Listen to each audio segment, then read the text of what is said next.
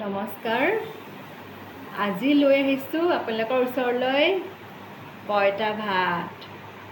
সাধাৰণতে আমি পঁইতা ভাত বহাগত খাওঁৱেই, অকল বহাগ বুলিয়ে নহয়। এয়া পঁইতা ভাত লৈ লৈছোঁ। পঁইতা ভাত আপোনালোকে কোনে কোনে খাই ভাল পায় কমেণ্ট ছেকশ্যনত জনাবচোন। লগতে মাছ ফ্ৰাই, এয়া হৈছে ডিম আলু পিটিকা, আলু পিটিকা।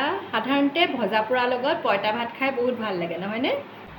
ভাজি হিচাপে লৈ লৈছোঁ ৰঙালাও বাকলি, গুটি আলু আৰু লগতে বাদাম এনেকৈ ভাজি লৈছোঁ। পকৰি, এয়া মাছৰ পিটিকা।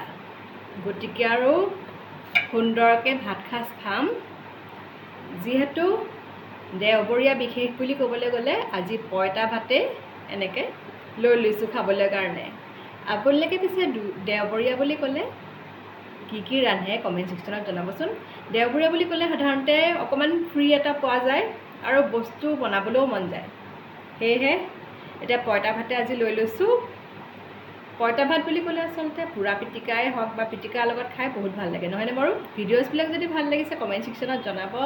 ইতিমধ্যে যদি মোৰ চেনেলটো ছাবস্ক্ৰাইব ফ'ল' কৰি দিয়া নাই, ছাবস্ক্ৰাইব ফ'ল' কৰি দিব।